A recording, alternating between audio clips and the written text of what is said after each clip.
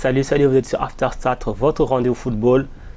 Dernier rendez-vous d'Afterstat avant la Coupe d'Afrique des Nations qui va débuter dès ce vendredi. Afterstat reviendra After CAN. On en parlera plus en détail à la fin de cette émission, mais on commence tout de suite par le sommaire. Direction forcément l'Égypte. On va revenir sur les derniers matchs de préparation des équipes qui sont en train de peaufiner leur tactique avant le coup d'envoi de la compétition. Où en sont les favoris, les outsiders? Et aussi, qu'est-ce qui se trame un petit peu autour de toute cette sélection? Quels sont les derniers échos? Ensuite, toujours autour de la CAN 2019, forcément, on va rester dans ce même sujet parce que c'est celui qui nous intéresse. On va se poser beaucoup plus de questions sur comment se passent les préparatifs en Égypte, qu'en est-il de la sécurité. Première CAN à 24, il y a beaucoup d'interrogations qui se posent. Le jeu sera-t-il au rendez-vous? Les stars seront-elles au rendez-vous? Une CAN en juin, une grande première. Comment est-ce que tout ça va être appréhendé? Vous connaissez la chanson, ça c'est le menu aujourd'hui. Deux invités de choix, deux consultants de choix. D'abord Ibrahim Angloma, bonjour Ibrahim. Bonjour Mansour. Merci d'être avec nous. Et Terence Ken, que vous connaissez aussi, bonjour Terence. Bonjour Mansour, bonjour Ibrahim. Merci Terence. Alors messieurs, voilà, je pense qu'on est tous dans l'attente du coup d'envoi de cette CAN 2019. Ce sera donc ce vendredi. Les équipes commencent à rallier l'Égypte. Il y en a qui sont à Ismaïla, qui sont au Caire. Les matchs de préparation aussi sont en train de s'enchaîner. On revient d'ailleurs sur les derniers résultats. C'était ce dimanche. Le Nigeria a été battu par le Sénégal 1-0. Le Maroc a été battu par la Zambie. Petite surprise quand même, 3-2. L'Égypte a battu la Guinée 3-1. Et la RDC a été tenue en échec. Déjà, messieurs, où en sont un petit peu les favoris, Terence? On parle toujours de l'Égypte, du Sénégal, de l'Algérie, de la Tunisie. Où en sont les favoris actuellement? Est-ce qu'il y a des certitudes? Je crois qu'il y avait des certitudes, notamment les Lions de la classe du Maroc, qui était une certitude au niveau des éliminatoires avec Hervé Renard. On sait qu'il a remporté deux coupes d'Afrique, notamment avec la Zambie et la Côte d'Ivoire. Mais aujourd'hui, en quelques semaines, le Maroc est passé de certitude à incertitude, puisque le Maroc a perdu ses deux principaux matchs amicaux. Et le Maroc, qui n'avait pas l'habitude de prendre plusieurs buts, a pris par exemple plus de 4 buts, alors qu'en éliminatoire, sur des éliminatoires où elle a joué 6 matchs, elle n'avait pris que 3 buts. Donc, pour revenir à cette équipe du Maroc, Mehdi Benatia, par exemple, le capitaine, hier, il a été complètement méconnaissable. Je crois que l'animation offensive aussi d'Hervé Renard pose aussi problème, parce qu'on a vu Sofiane Bouffal un peu se balader avec Amrabat. Ouais.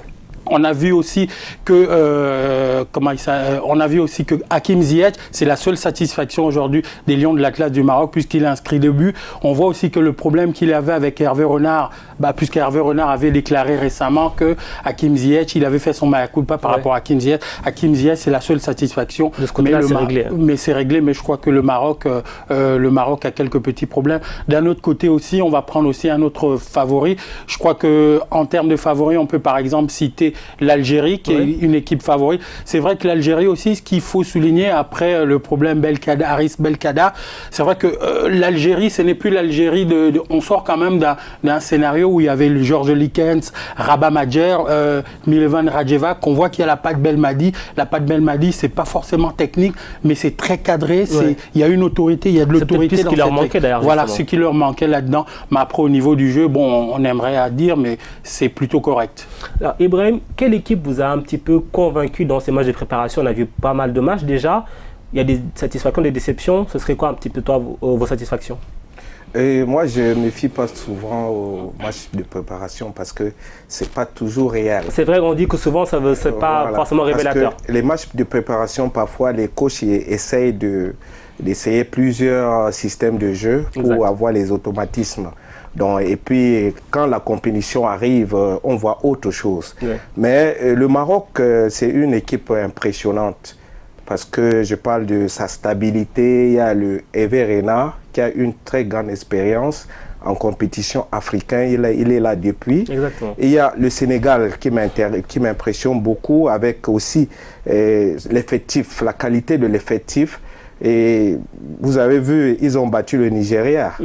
L'équipe nigérienne, vous connaissez. Si le Sénégal a battu le Nigeria, ça veut dire que c'est une équipe qui va faire quand même des bonnes choses à la Coupe d'Afrique des Nations. Mansour, j'aimerais rebondir sur ce qu'il dit. Effectivement, le Sénégal. Moi, je crois que le Sénégal aujourd'hui me paraît plus aguerri dans le sens où il y avait quelque chose qui manquait aux Lions du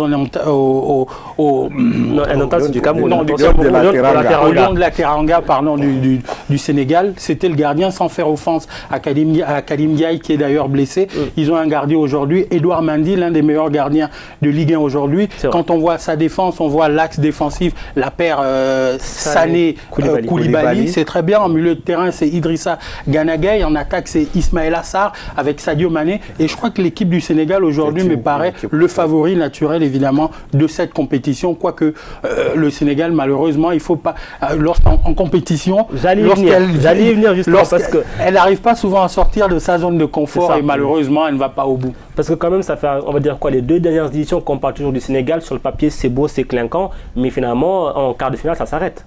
Oui, c'est comme ça. Les compétitions, parfois, le football n'est pas une science exacte. Exactement. Voilà, parfois, ça se joue sur les détails. Et comme la dernière Coupe d'Afrique des Nations, le Sénégal a été éliminé au but contre le Cameroun. Donc, c'est des détails qu'il ne faut pas négliger. Mais est-ce que du coup, le costume de favori n'est pas trop lourd à porter pour eux?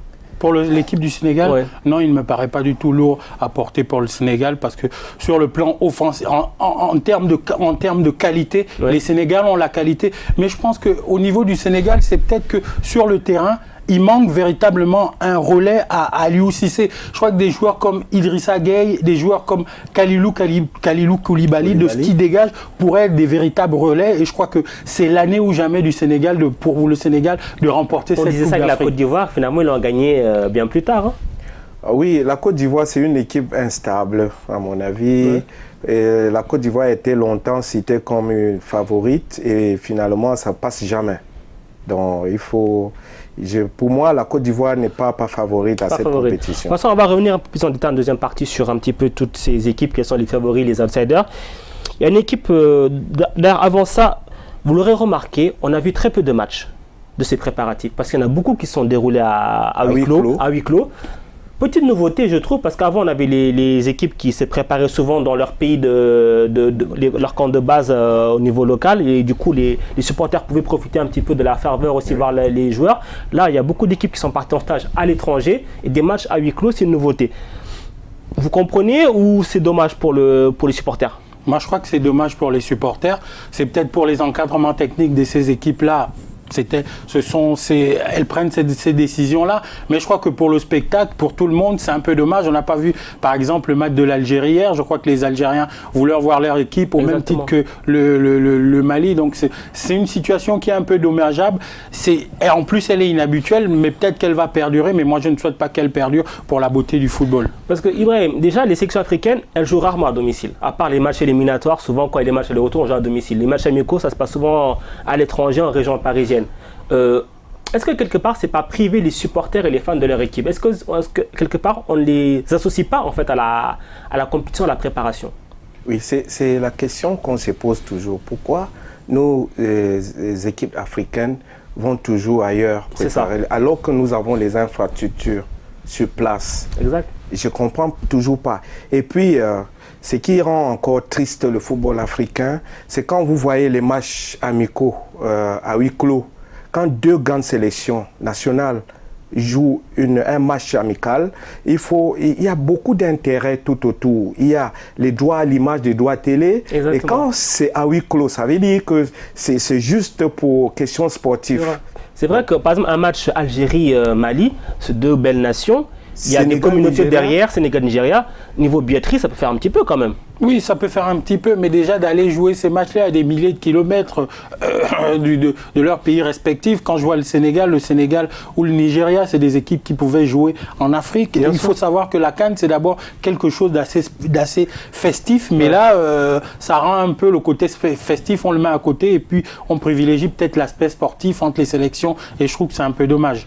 Alors, on va continuer d'ailleurs à parler du Mali. Le Mali il s'en est fallu de justesse, aurait pu louper la CAN parce qu'on rappelle qu'il y avait une menace de la FIFA parce que ça fait quand même plus de 2 ans qu'il y a un comité de normalisation à la tête de la fédération. Le football malien est à l'arrêt total, il n'y a pas de championnat. Samedi, c'était la réunion, l'Assemblée générale de la dernière chance. Il fallait absolument voter les textes, sans quoi l'équipe nationale aurait été disqualifiée pour la CAN 2019. C'est passé de justesse à 40 minutes près. Comment est-ce qu'on en arrive, des décideurs, laisser le temps couler jusqu'à 40 minutes avant la deadline pour finalement voter un texte? Moi, je pense que c'est une situation qui est tout à fait dommageable pour le football malien, parce qu'il faut dire que c'est un conflit qui date depuis de 2015 et qu'on a eu besoin d'à peu près 2 heures ou 40 minutes pour le régler. Et aujourd'hui, c'est quelque chose qui pénalise fortement le football malien, puisque les clubs maliens sont privés aujourd'hui de Coupe d'Afrique.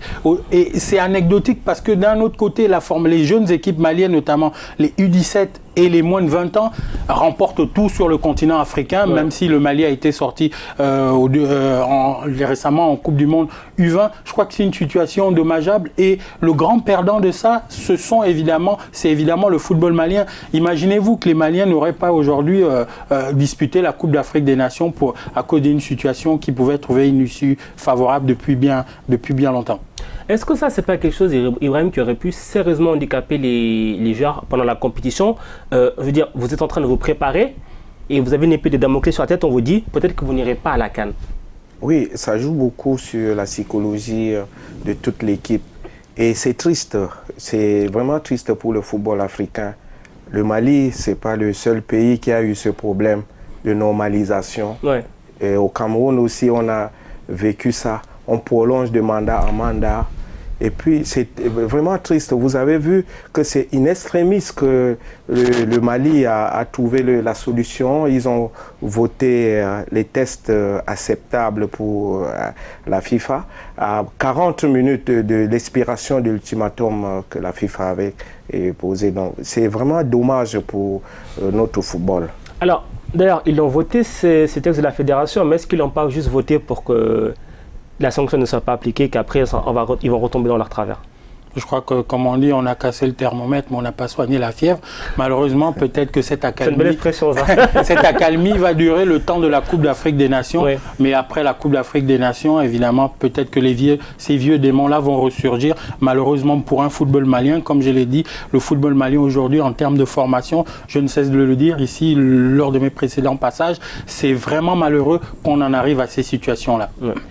Alors, on va aussi parler d'un autre grand classique, malheureusement, dans notre football, c'est la question des primes. La CAN n'a pas encore commencé, mais il y a déjà 2 sélections qui sont un petit peu illustrées. Il y a eu l'Angola d'un côté, c'est rentré dans l'ordre, et aussi la Guinée, les joueurs réclamaient leurs primes pour les matchs de préparation.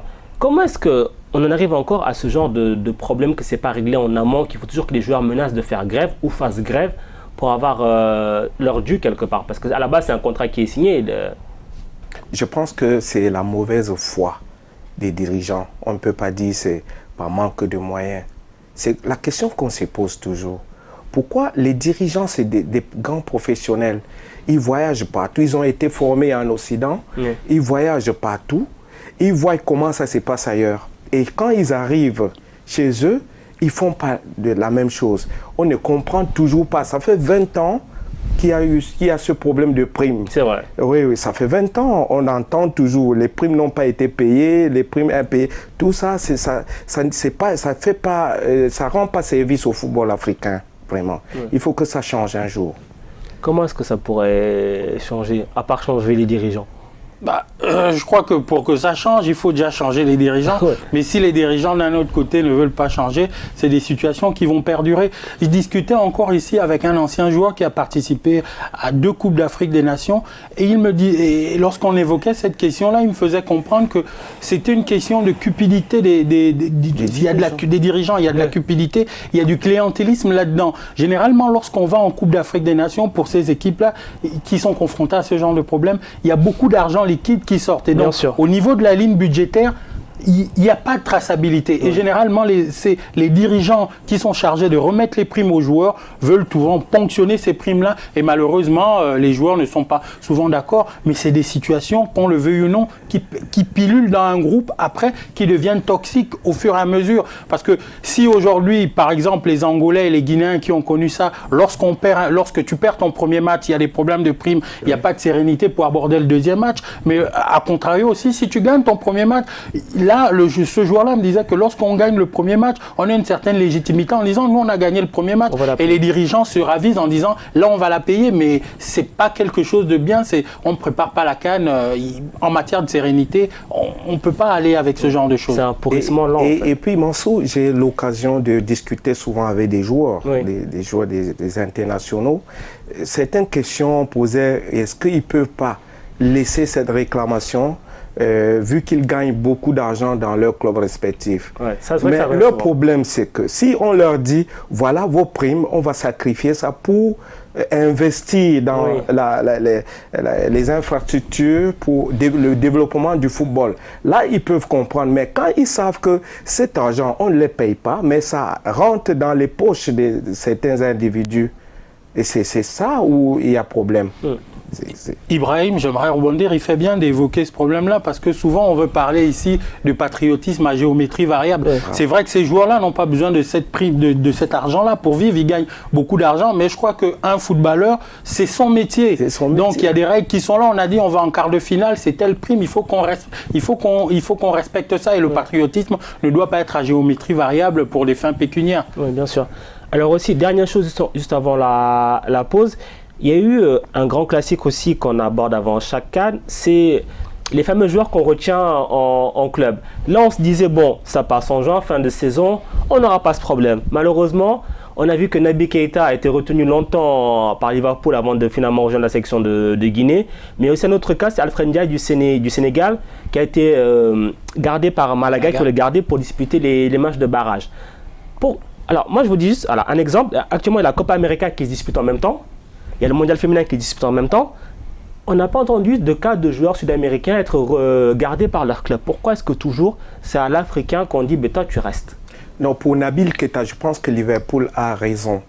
Vous savez déjà qu'il a eu une blessure grave contre Barcelone en demi-finale aller de la Champions League. Ouais. Et Liverpool, je pense qu'ils veulent la sécurité, ils ne veulent pas prendre de risques. Donc, ils ont opté pour à ce que Nabil reste à Liverpool pour bien être suivi par les médecins du club. Bon, je pense que les médecins du club et ceux de la sélection devraient travailler ensemble pour trouver la solution. Parce qu'au final, il est resté longtemps à Liverpool. Il a fallu que le sélectionneur Paul Pout tape un peu du pain sur la table pour finalement qu'il Liverpool le libère le 11. Donc il faut d'abord reprendre la genèse de cette histoire-là, puisqu'au lendemain de la blessure de Naby Keïta, Jürgen Klopp, l'entraîneur de Liverpool, avait évidemment déclaré que Naby Keïta ne participerait pas à la CAN. Donc la déclaration de Jürgen Klopp déjà lançait déjà les débats, et je crois que Jürgen Klopp se permet de dire des telles choses comme de pareilles déclarations parce que c'est peut-être Naby Keïta, il ne l'aurait pas fait si c'était Wijnaldum ou bien un autre joueur important de son équipe. Et je crois que pour revenir sur Alfred Ndiaye, malheureusement avec Malaga, je crois que les joueurs africains aussi et les fédérations et la CAF doivent pouvoir taper du poing sur la table. Il y a des joueurs qui jouent en ce moment la Copa América. Il y a certains qui ont encore des clubs, dont les clubs sont engagés encore, notamment pour des montées ou des playoffs. Exactement. Voilà, qui sont et pourtant sur le pont avec la Copa América. Il ne faut pas que le football africain soit toujours le parent de l'enfant pauvre. Donc il faut que et la Confédération africaine de football et les fédérations et la FIFA puissent taper du poing sur la table. Surtout que en fait, le calendrier est clair. À une date précise, c'était les dates FIFA, le joueur est à disposition de la sélection. Donc à partir du moment où le club le retient, le club se met en tort quelque part. Oui, le club se met en tort. Mais j'ai aimé l'attitude d'Alfred parce que lui-même, il a insisté à rejoindre la sélection. Lui-même, il a insisté. Ça veut dire qu'il a de l'amour pour sa sélection. Et il a demandé à ses dirigeants de le libérer afin qu'ils rejoignent la sélection sénégalaise, je pense à Alicante. Ouais, exactement, là, c'est ça. Voilà, donc est-ce que quelque part ça veut dire qu'il y a peut-être des joueurs qui ne jouent pas le jeu et qui se cachent derrière, entre guillemets, la décision du club pour ne pas aller en sélection? Certains qui n'auraient pas envie d'aller forcément. Écoutez, moi je suis pas dans l'environnement immédiat des clubs ou des joueurs, mais moi je veux me baser sur ce que les textes disent. Lorsqu'une équipe nationale, il y a des dates, il y a la Coupe d'Afrique, il y a la Copa, lorsque ces équipes-là sont sur le pont, les clubs sont dans l'obligation de mettre ces joueurs-là à disposition de leur sélection. Je crois que c'est pas quelque chose qui est discutable et les joueurs doivent jouer le jeu et les clubs doivent jouer le jeu et les clubs ne doivent pas avoir cette attitude-là quand ce sont des joueurs africains ou certains joueurs et pas avec d'autres. Et il faut aussi noter que ces joueurs ont souvent la pression en interne. Bien sûr. Si tu vas à la CAN, tu reviens, tu n'auras plus de place. Et il y a aussi souvent des joueurs qui ne sont pas encore bien intégrés en club et qu'ils pensent que s'ils vont à la CAN, un autre joueur qui est en concurrence peut-être avec lui va prendre sa place. Ça, souvent, c'était ce qu'on rencontrait lorsque la CAN était en janvier. Oui. Maintenant, elle est en juin. Normalement, on ne devrait plus avoir ce problème sur le papier. Oui, mais voilà ce problème. Malaga est engagé et vraiment, Malaga est encore engagé en barrage pour la montée en première division espagnole. Donc, ça veut dire que Malaga a encore besoin de ses meilleurs éléments. Donc, ça veut dire que quelque part, le calendrier il a été mal pensé. Parce qu'on a des compétitions qui sont en conflit. Oui, non, mais moi, je pense que des compétitions qui sont en conflit, la CAF ne va pas modéliser son calendrier par rapport aux playoffs de la Liga. Non, il y a des dates FIFA ce sont des dates internationales. C'est connu qu'à cette période-là, il y aura la Coupe d'Afrique des Nations, il y aura la Copa América, pour parler de la Coupe d'Afrique des Nations, puisque c'est ce qui nous concerne. À ces dates-là, il faut que les clubs libèrent les joueurs sans aucune forme de pression. Ça doit être automatique. Donc vous l'aurez compris, messieurs de la Liga, vos barrages, il va falloir les décaler, les avancer d'un petit peu de 10-15 jours pour que les joueurs puissent rejoindre leur sélection.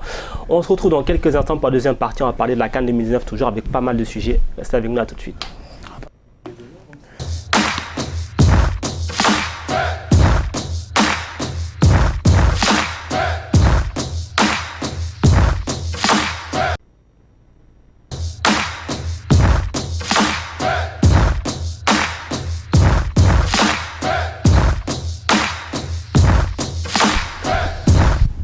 After Stade, deuxième partie, toujours accompagné d'Ibrahim Angloma et de Terence Ken. Vous avez compris, toujours autour sur la CAN 2019.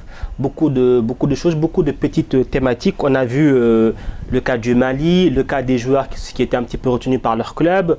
On va aborder un petit peu aussi le cas des binationaux parce que toujours avant chaque grande compétition comme ça, toujours quelques joueurs qui viennent se greffer à la dernière minute. Il y a un cas qui fait beaucoup parler.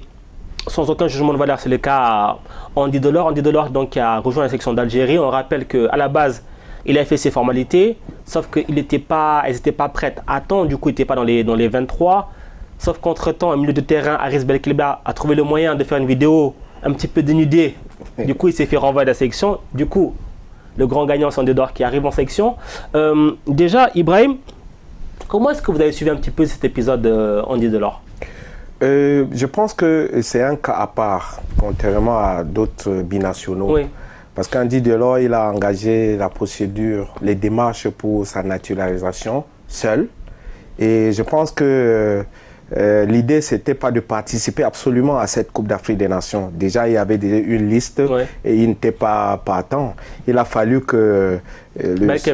qu'il soit écarté du groupe et qu'on appelle Andy Delors à la dernière minute. Donc, c'est votre même vision ? Je crois que c'est la même vision. Moi, je crois que Andy Delors, on ne peut pas parler d'opportunisme. Je crois que contrairement à ce qu'on a toujours vu dans ces histoires de binationaux, de naturalisation, on sait que des fois il y a des négociations, il y a des gros sous. Je prends par exemple le cas du Gabon où il y avait Lemina, Pierre-Emerick Aubameyang, je ne vais pas revenir dessus. Donc là, on n'est pas dans ce cadre-là. On a vu que Andy Delors a fait la démarche, il a montré qu'il voulait absolument intégrer l'équipe algérienne. Lorsqu'il n'a pas été intégré, parce que Jamel Belmadi l'avait dit en guillemets, il avait peut-être envoyé un message en disant en guillemets de manière voilée qu'Andy Delors ne serait pas de la partie. Mais on a vu que lorsqu'il n'a pas été sélectionné dans les 23, sur les réseaux sociaux, il a envoyé un message d'encouragement, il a encouragé ses partenaires. Et puis là, il y a eu le problème Aris Belkebla et donc Andy Delors est venu. Et puis lorsqu'il est arrivé, Andy Delors, il a marqué un but. Et lorsqu'on voit que l'équipe algérienne aujourd'hui, il manque un Hilal Soudani, il a Slimani qui est orphelin aujourd'hui de Soudani. Je crois qu'Andy Delors, il a marqué quand même 14 buts cette année en Ligue 1. C'est un renfort quand même de qualité. Et oui, même si quelque part, on pense que c'est quand il voit qu'il n'aura aucune chance d'intégrer l'équipe de France, il se dit, bon voilà, parce que généralement ces binationaux utilisent les sélections africaines en plan B.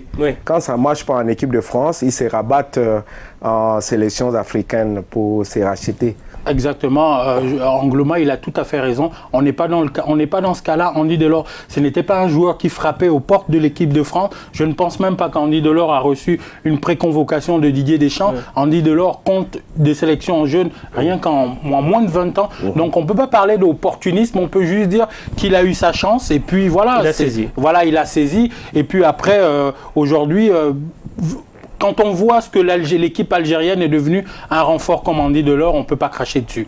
En tout cas, on verra ce que ça va donner, Andy Delors avec l'Algérie.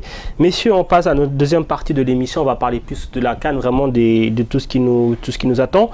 Déjà un petit peu quand même un topo, on a l'impression que l'Égypte, c'est le favori naturel.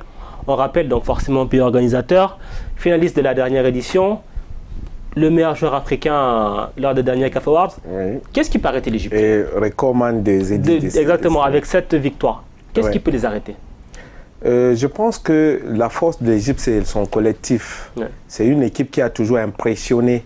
Vous voyez, depuis, l'Égypte a toujours été qualifiée dans le dernier carré.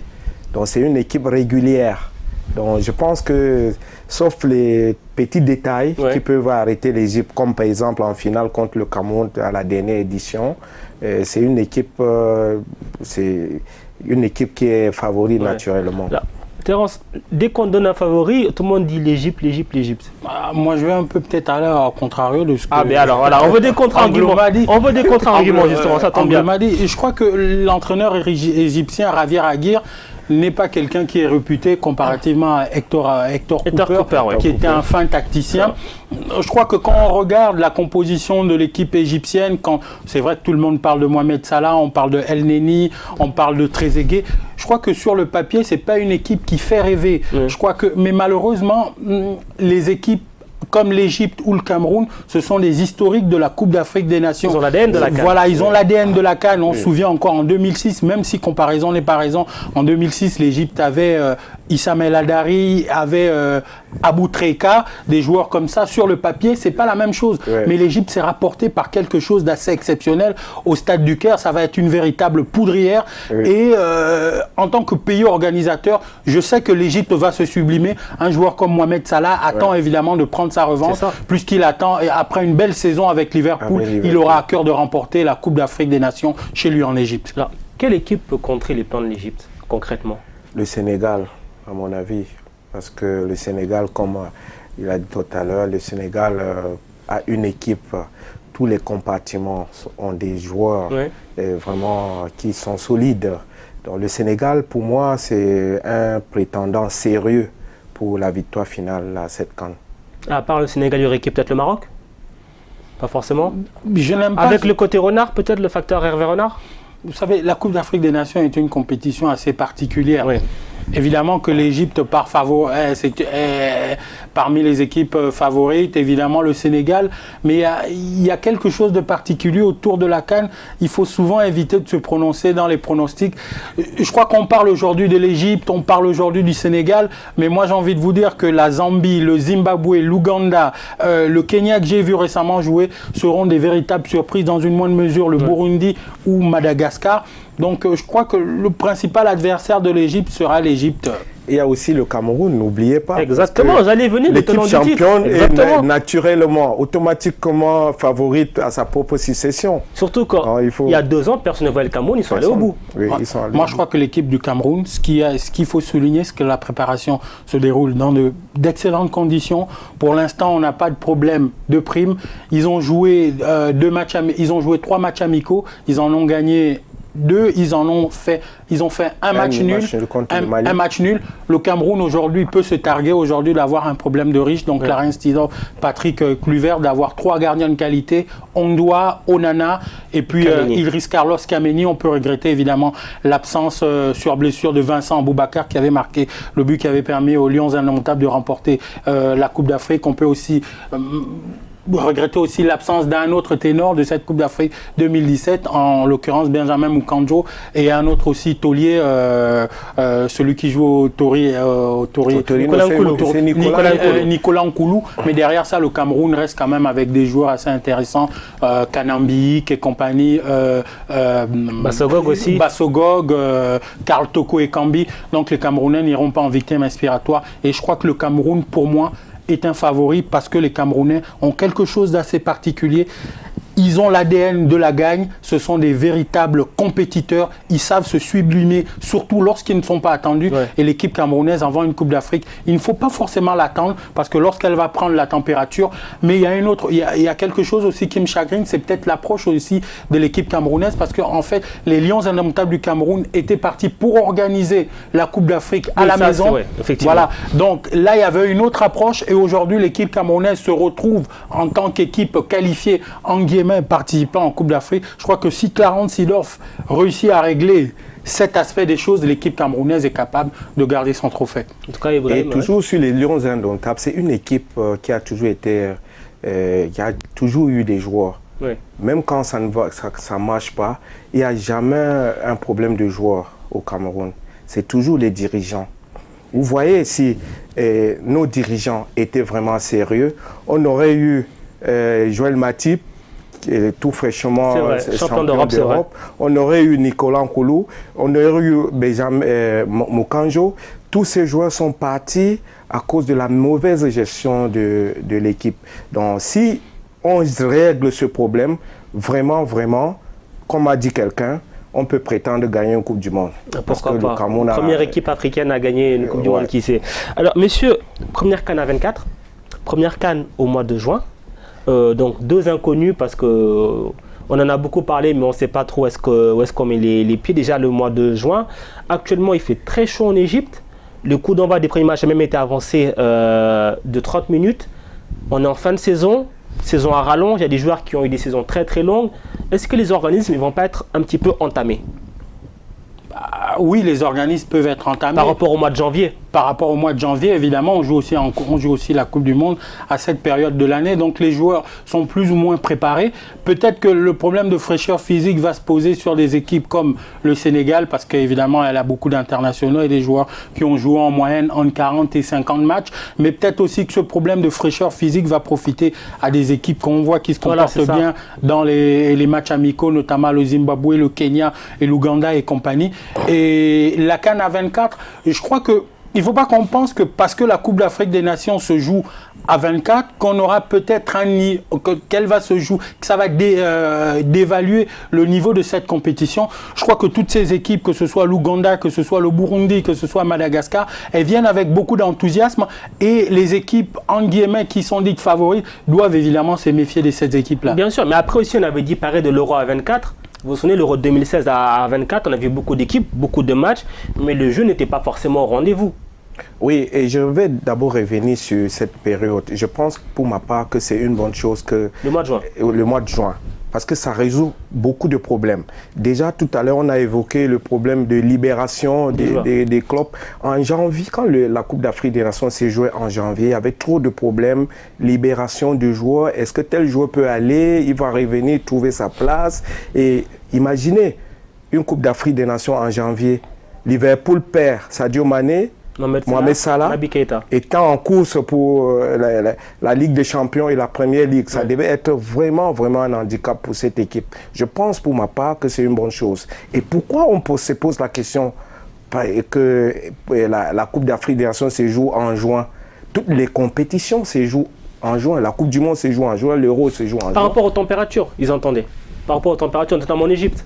Bon, je pense que pour ma part que ça pose pas problème. Ouais.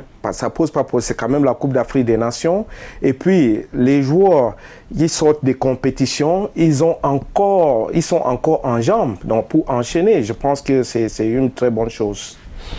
Alors voilà, première CAN à 24, on rappelle, il y aura pour la première fois donc des huitièmes de finale avec donc des meilleurs troisièmes qui vont se qualifier.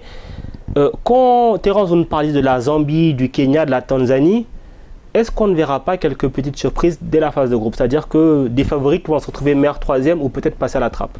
Ah oui, moi j'ai observé les éliminatoires et je continue à suivre certaines équipes, notamment le Kenya. Oui. J'ai vu le Kenya jouer, j'ai vu le Zimbabwe jouer contre le Maroc. Moussonda, ce sont des bonnes équipes. J'ai vu le Burundi jouer face au Gabon avec un trio, un bon trio, donc Freddy Amissi, Abdul Razak, Saïd Beramio. Et je crois que ces équipes-là auront leur mot à dire. Et bien malin celui qui pensera que les cadors, en guillemets, pourront évidemment survoler la compétition. Je sens que cette Coupe d'Afrique des Nations nous réserve bien des surprises, surtout au premier tour. Vous la voyez ouverte aussi dès le premier tour? Oui, justement, il y aura des surprises. Parce que généralement, quand on voit des deux cadors dans une même, dans une même poule, on se dit voilà les deux qualifiés. Mais attention, il y a des outsiders qui réservent toujours des surprises en phase de groupe. Alors, il y aura aussi forcément un joueur particulier, du moins un acteur du match qui sera suivi, c'est l'arbitre, les arbitres de cette Coupe d'Afrique des Nations. On ne peut pas ne pas oublier les 2 dernières finales de la Ligue des Champions. Des clubs entre l'Espérance Tunis et Wydad Casablanca et l'année d'avant Al Ahly, Espérance Tunis encore une fois, qui ont été au centre de beaucoup de polémiques autour de l'arbitrage. Déjà, on va parler de l'Égypte. Est-ce qu'il ne faut pas craindre un arbitrage maison, pour parler clairement?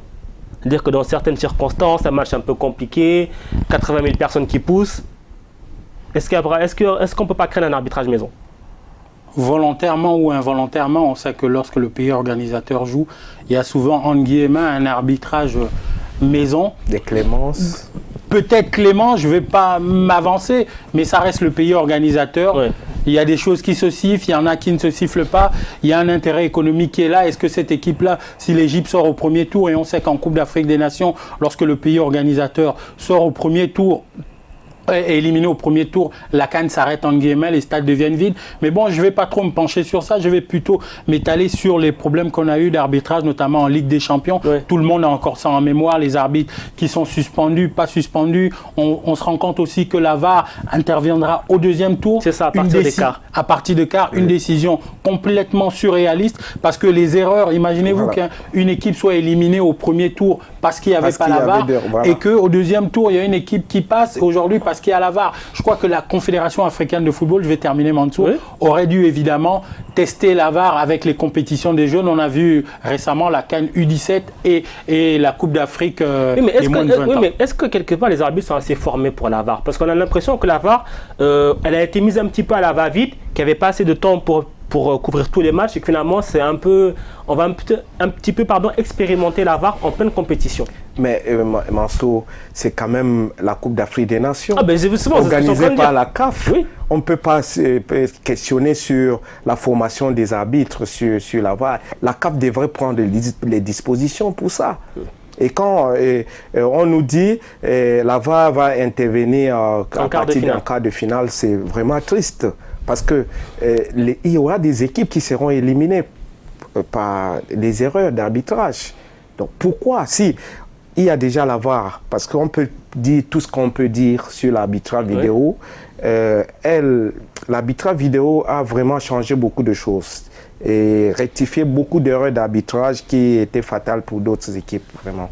Du coup, mettre en quart, et pourquoi pas dès le départ? Il n'y a pas de réponse au final de la CAF. Non, moi je trouve que c'est une décision qui est complètement incongrue. Je crois que la CAF... On n'a pas vu ça ailleurs. Voilà, la CAF avait la possibilité, comme je l'ai dit, d'expérimenter un champ d'expérimentation avec les compétitions des jeunes, donc les U17 et les U20 qui viennent se dérouler. Elle avait cette possibilité-là de former les arbitres et d'aller en Coupe d'Afrique des Nations avec des gens qui sont correctement formés à cette nouvelle technologie qui est l'arbitrage vidéo, pas l'arbitrage vidéo. En tout cas, ce qui est sûr, c'est qu'ils seront sans doute autant les arbitres en tout cas, et même ceux qui dirigeront la VAR, ils seront autant suivis et scrutés que les acteurs qu'on attend beaucoup et nombreux sur les terrains. Messieurs, merci beaucoup pour votre participation. Nous, chers téléspectateurs, on se donne rendez-vous pas lundi prochain, mais dès ce vendredi. After Stade devient After CAN. Tous les soirs, rendez-vous en direct après le dernier match de la soirée. Nouveau plateau. Il y aura pas mal de consultants, des invités. Je ne vous en dis pas plus, je vous donne rendez-vous. 22h GMT, minuit pour les couches tard. Allez, ciao, ciao, bonne soirée.